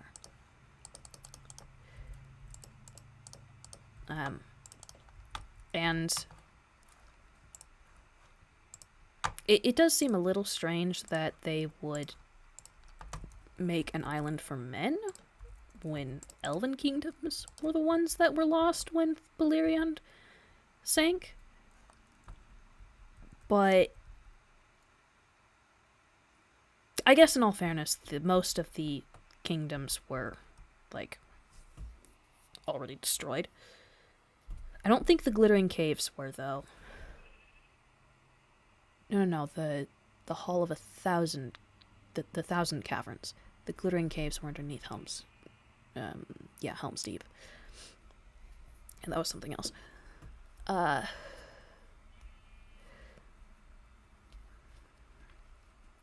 Yeah, this one kingdom that was partially underground. It was kind of like the Wood Elves in Mirkwood, except that the doors of the Wood Elves in Mirkwood are actually made by dwarves. And the elves made these ones, and they didn't actually look like caverns. They looked like forests. I think there were legitimately trees underneath it.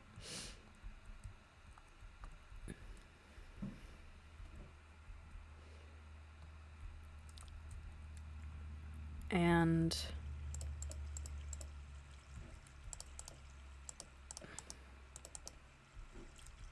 so that was lost when Balerion sunk.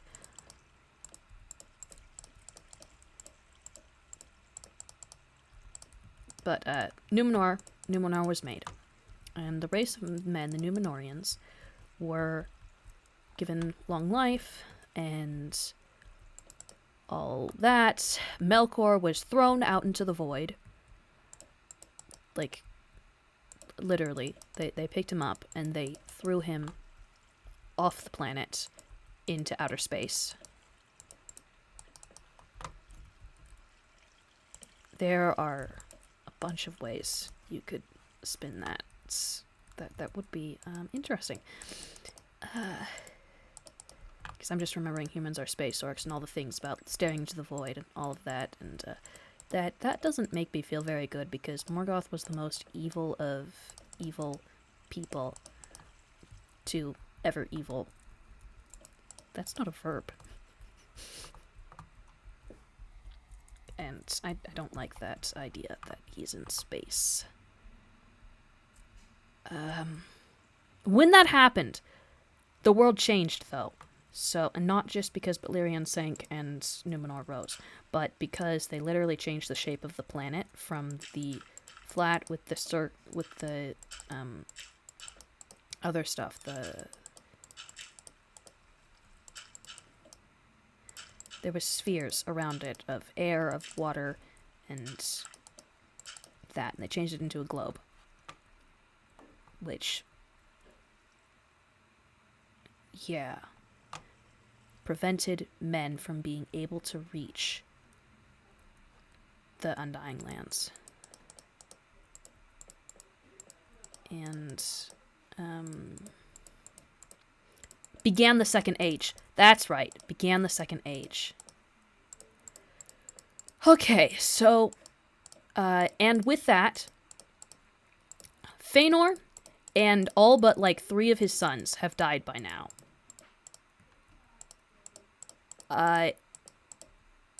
One of them, and the Silmarils. Okay, so one of them is with Arendelle, and he has his ship, and he is flying above the sky as the Morning Star. That's one Silmaril.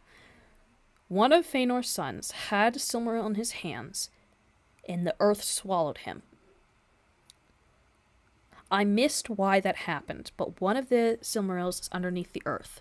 Some people think that it might have been later dug up by the dwarves of the Lone Mountain, and being the Arkenstone.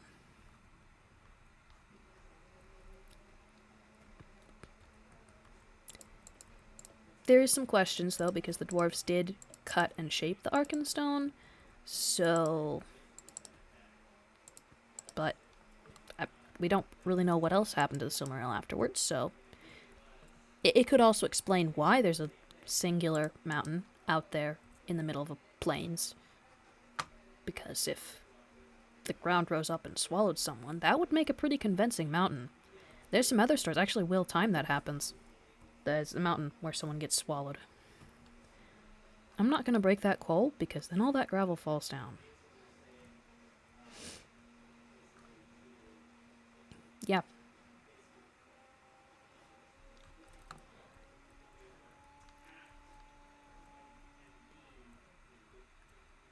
And the third Silmaril was thrown by another son into the depths of the ocean. So one's in the air, one's in the land, and one's in the sea. So that happens.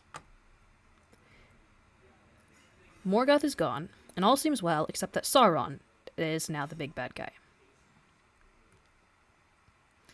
Which, I guess, consistent with Middle-earth, older things were stronger, and I guess that includes evil, so I guess it's a good thing that, I guess it's something of a good thing. Still be nice if good magic remained strong. But, well, Then there was another elf. And so Sauron has lost much of his power. I'm trying to remember exactly how this goes. No, he hasn't lost much of his power yet. Instead, because he makes up a name, and calls himself the Bringer of Gifts. And those gifts being the knowledge to teach a Noldor how to make rings of power.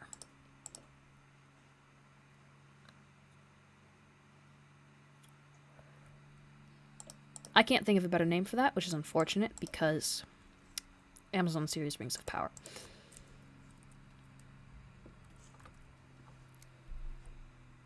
Well, he teaches this guy how to do this.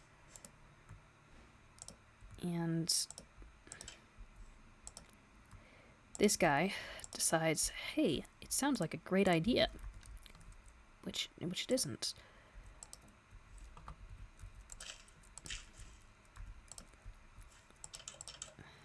And yeah, it starts a whole nether Silmarillion situation, which, yep.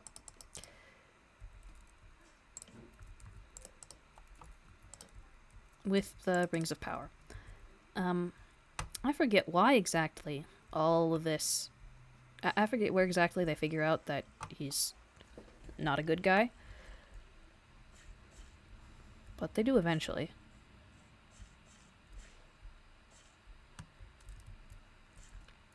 I should make another path right here.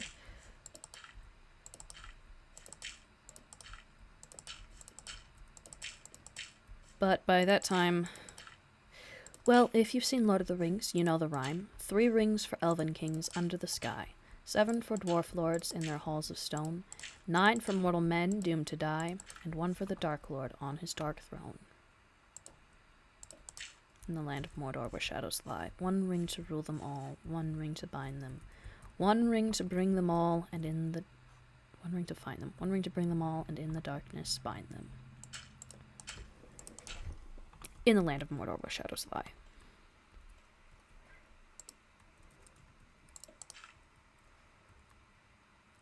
I guess that full rhyme isn't actually in the movie Lord of the Rings.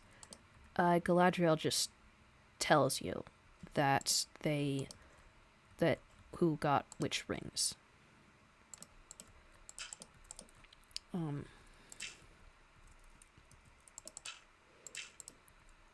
Yeah.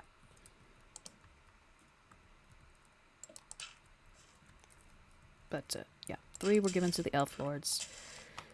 7 for the 3 were given to the elves. 7 for the dwarf lords. 7 being the 7 dwarf lords. And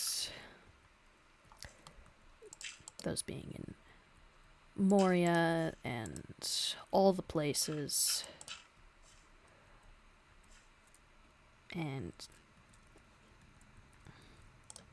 yeah. This is a really frustrating location to put a stairs in. Can't put them there. Does that work? Yeah, that works.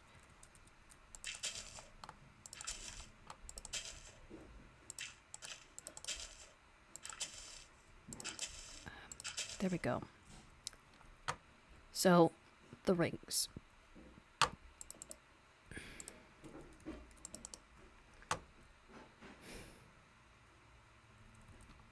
Well, the Numenor are kind of removed from Middle-earth at this time. There's a whole thing that happens with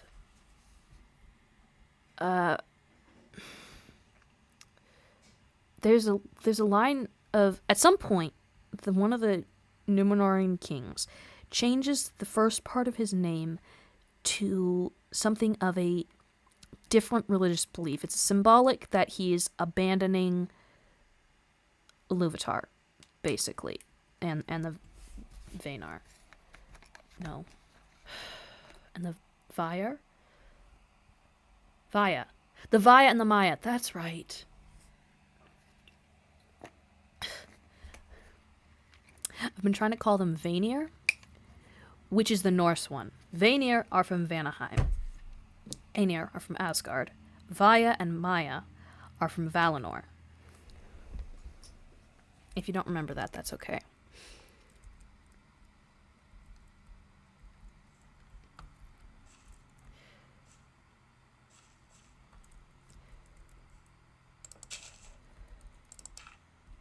There we go.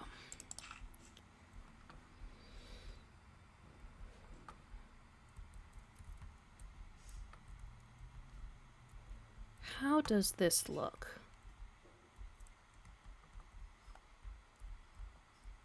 I'm liking the pathways. Trying to figure out how I can detail the ground itself better.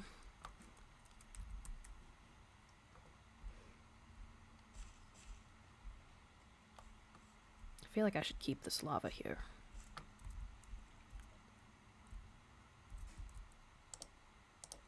Just temporarily close it so I can fix underneath it. Where were we? We were at the rings. So, I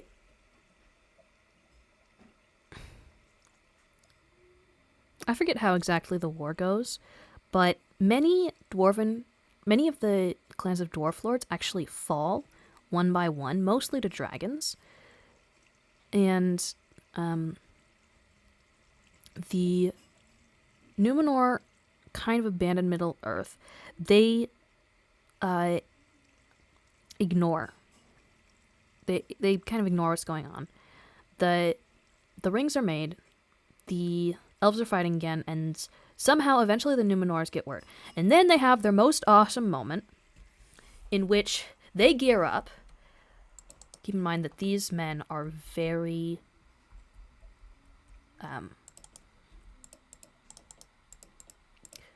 These are like legendary figures. They are all like 7 feet tall, and they're armed. They're with magic stuff. Well, it's not actually magic, but it's high quality stuff. You know, the Elves of Lothlorien didn't exactly consider their stuff magic in the same way.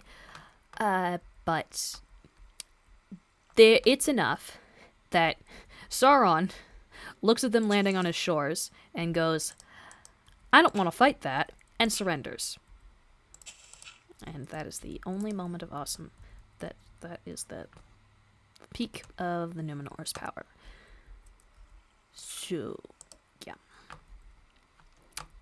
Because then they do something really stupid and try to take Sauron prisoner. This sounds familiar.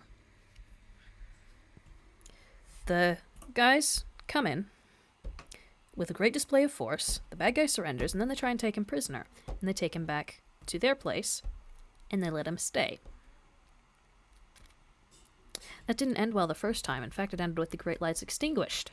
Thankfully, Sauron doesn't have quite the same designs. Also, the sun and the moon are in the sky. It's kind of hard to reach. Unless he wants to be like Melkor and get thrown out.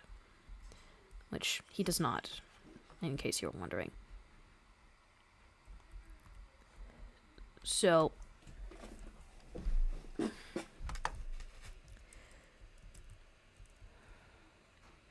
know, I'm gonna block that. That is a false door. It doesn't go anywhere.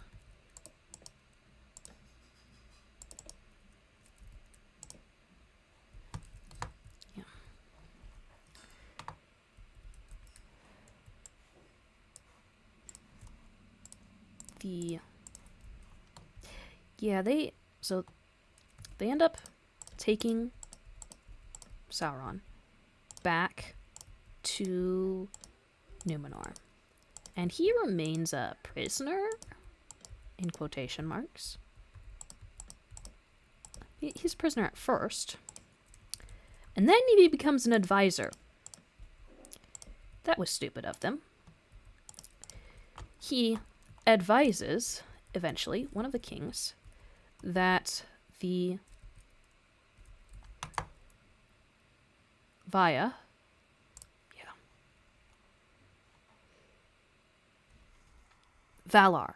No, the Valar. Yeah. The Valar is the overarching term, the Valar and the Maya. That the Valar, it's a whole serpent in the garden thing.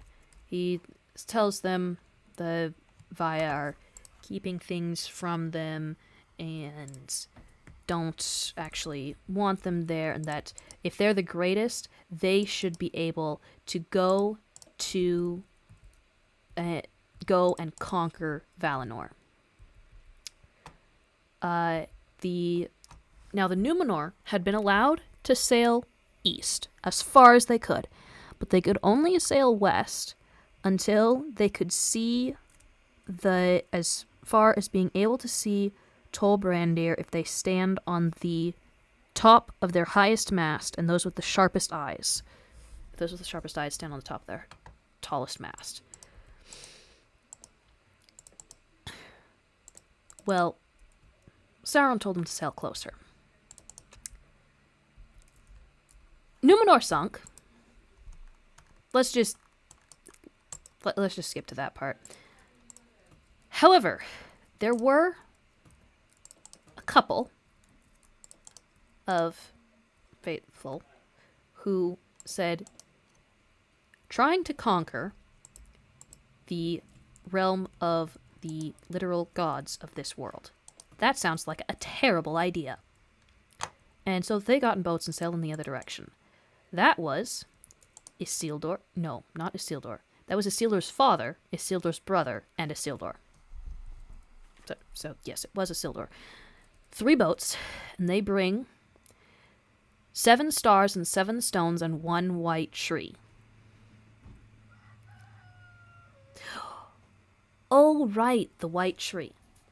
All right, so the silver tree that was in the Valinor. There was a copy made by Yavanna that didn't grow, and it was planted in Elven Tirion. I think... Yes, and then when Numenor rose, there was a copy of that tree in Tirion. I think it was actually just a seed of it that was brought... Well, actually, because Numenor was made magically, it might have just been planted there by Yavanna. So that was the white tree. Then Isildur brought, or Isildur's father, one of the 3, brought a seed from that tree across.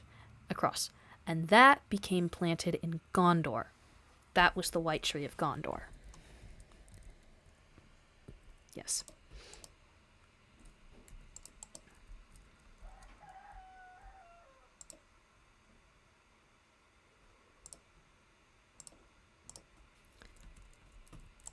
The 7... I'm not sure what exactly the 7 stars were, but the 7 stones were the 7 Palantir, the 7 seeing stones, which we see in Lord of the Rings as trouble, fool of a took. That stone.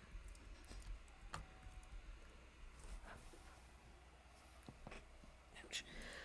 I thought for a while there was actually 7 cities of Gondor, 1 for each of the stones, but there really weren't. We'll get to the cities in a minute. So Numenor sinks, and then the last alliance of men and elves. I'm probably skipping a bunch, but they band together to defeat Sauron. Isildur cuts off Isildur's father, fights Sauron, dies. Glorfindel fights and dies. Oh, I forgot to mention that Elrond and his brother were the sons of Arundel. That's important. Elrond fights in there and does not die. He survives. Isildur takes his father's sword. It's broken, but then he cuts off Sauron's ring and all that, and Elrond tells him to throw it into the fire, and Isildur can't make him do that. What's interesting, though, is that the reason the ring slips off him is because it doesn't actually corrupt him. He remains a good person. He just can't make himself throw it away. It doesn't corrupt him like a Nazgul, though. Okay, so in the meantime, there's actually Gondor and Arnor. Arnor in the north, Gondor in the south. Now, Arnor was, I think Isildur and his brother's father established the kingdom first, and then died in the last alliance of men and elves. And then Isildur and his brother split the kingdom, so his brother took the north, and Isildur took the south, Gondor. The Witch King of Angmar, which is the leader of the Nazguls, well, Angmar was in the north. Bit by bit, they destroyed Arnor. And Isildur's brother was lost. And all of that. And you have the Barrow Wights, which also don't come up in the movie. But I think the Barrow Wights... It's unclear. I think that... I'm pretty sure that Isildur and his brother were long dead by the time Arnor fell. So logically, the Barrow Wights would have to be the ghosts of one of the dead, to be the ghosts of the dead kings, which the only kings in that area were the kings of Arnor. So I guess it just seems a little strange to me that Arnor would have cursed them. Unless the Witch King decided to curse them. So Arnor falls. And then, well, I guess long before that, the ring slipped off of Isildur's finger, and it's was lost in the river Anduin for a long while, until Deagle found it, actually, and then Smeagol strangled him to get it and became Gollum. Well, Arnor falls, and the Rangers of the North are what remains of the people of Arnor. That window does not look like it's in the right place. Yeah, I'm pretty sure that's everything. Want to hear a poem that Tolkien wrote that isn't part of Lord of the Rings? Well, I guess I can't hear you, so I'm going to say it anyways. It is my favorite poem, actually. It goes, "You look at trees and label them just so. For trees are trees, and growing is to grow. You walk the earth and tread with solemn pace, one of the many minor globes of space. A star is a star, some matter in a ball, compelled to courses mathematical, amid the regimented, cold, inane, where destined atoms are each moment slain. At bidding of a will to which we bend, and must but only comprehend, great processes unfold." Hang on. At bidding of a will to which we bend, and must but only dimly comprehend, great processes unfold.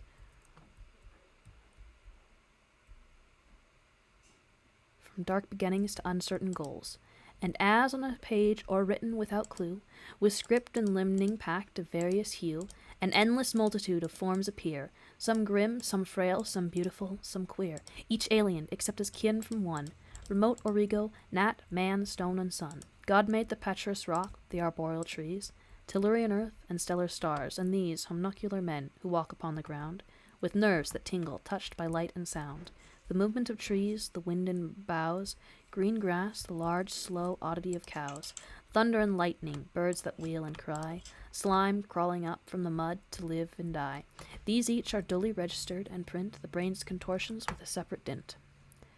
But trees are not trees, until so named and seen, and were never so named until those had been, whose speech involuted breath unfurled, dim picture and faint echo of the world, but neither record nor photograph, being divination, judgment, and a laugh. Response by those that felt a stir within, by deep monitions, movements that were of kin, to life and death, of trees, of beasts, of stars, free captives undermining shadowy bars, digging the foreknown from experience, panning the vein of the spirit out of sense. Great powers they slowly brought out of themselves, and looking backwards, they beheld the elves, who wrought on cunning forges of the mind, and light and dark on secret looms twined. He sees no stars, who does not see them first, of living silver made that sudden burst, to flames like flowers beneath an ancient song, whose very echo after music long has since pursued. There is no firmament, only a void pent. Only a void. Unless a jeweled tent, myth-woven and elf-patterned, there is no earth, unless a mother's womb, from whence all have birth. The heart of man is not compound of lies, but draws some wisdom from the only wise, and recalls him still, though now long estranged. Man is not wholly lost, nor wholly changed. Disgraced he may be, yet is not dethroned, and keeps the rags of lordship once he owned. His world dominion by creative act, his to worship the great artifact. Man, sub-creator, the refracted light, through whom is splintered from a single white into many hues and endlessly combined, in living pictures that move from mind to mind. Though all the crannies of the world we filled with elves and goblins, though we dared to build gods in their houses of dark and light, and sow the seeds of dragons, 'twas our right. Used or misused, that right has not decayed. We make still by the law in which we were made. Yes, wish-fulfillment dreams we spin to cheat our timid hearts and ugly fact defeat. Whence came the wish, and whence came the power to dream of some things fair and others ugly deem? All wishes are not futile, nor in vain. Fulfillment we devise, for pain is pain, not of itself to be desired, but ill. Or else to strive, or to subdue the will, alike are graceless, and of evil this alone is deadly certain. Evil is.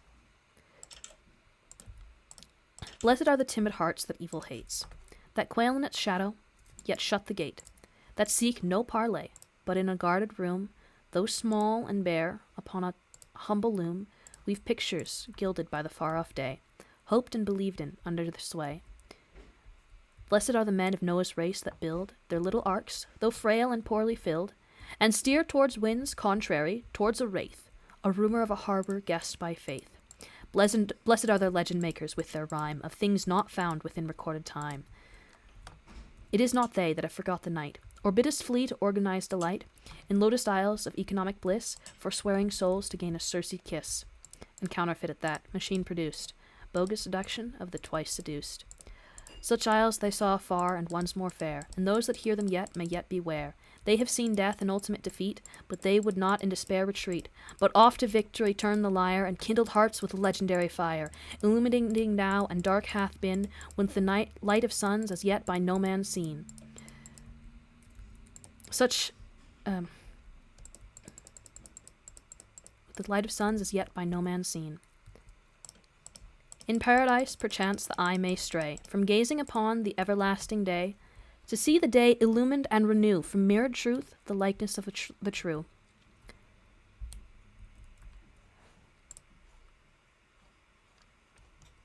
Great. What was the next part? From mirrored truth, the likeness of the true. Hang on. In paradise, perchance, the eye may stray from gazing upon the everlasting day, to see the day illumined and renew from mirrored truth the likeness of the true. Then looking on the blessed land 'twill see that all is as it is, and yet made free.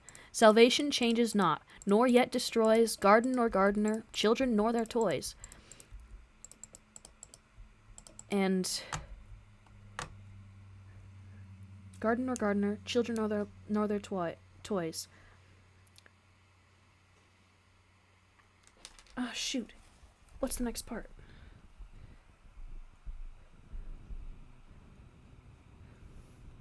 I have it written down. There we go.